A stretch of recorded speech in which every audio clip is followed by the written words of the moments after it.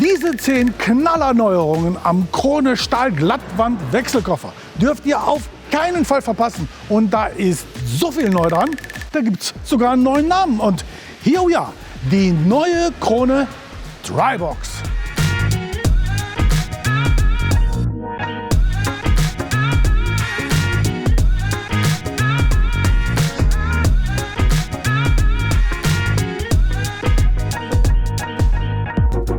Eine oben zurückversetzte Stirnwand, damit auch in den Kurven genügend Platz bleibt.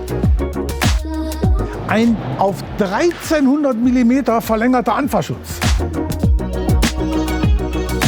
Mit einer neuen Prägung, sowohl in der Frontschiene als auch in der Seitenschiene zum besseren Schutz für Aufkleber und/oder Konturmarkierungen.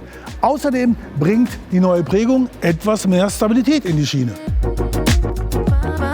Außerdem eine bis auf den Boden verlängerte und somit nochmal stabilere Eckrunge, und zwar sowohl hinten als auch vorne. Und modifizierten Eckbeschlägen mit jetzt integrierter Stützbeinauflage. Einer leichter zugänglichen, von außen bedienbaren Stützbeinentriegelung mit handschonender Gummierung. Und da wir gerade unter die Brücke schauen, mit einem von 90 auf 110 mm erhöhten Tunnel. Im Heck mit dem bekannten optionalen Rolltor.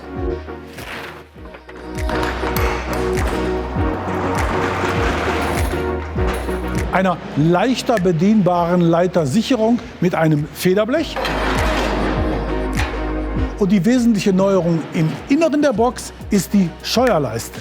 Die hat jetzt auf jeder Seite 9 Prägungen, in die optional eine Zurmöglichkeit eingeschweißt werden kann.